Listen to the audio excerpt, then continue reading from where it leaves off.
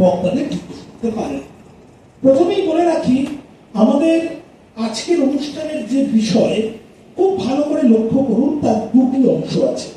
একটি অংশ বলছে মাতৃভাষার বিরুদ্ধে, তারপরে একটা কোলন আছে, তারপরে আছে 21শে ফেব্রুয়ারি স্বাধীন।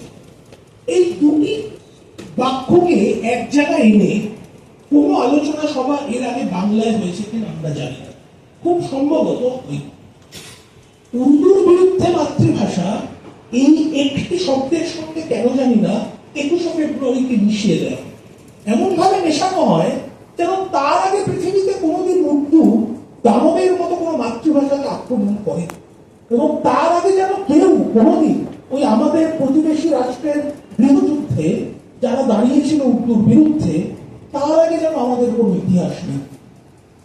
আমাদের আফসোসটা সেখানে, এবং আমাদের পরম সৌভাগ্য আমাদের তিনজনকে, দেবজিৎ, বিনয়দা এবং সৌগতকে, উদ্যোক্তারা সুযোগ দিয়েছেন প্রথমবার কলকাতা শহরের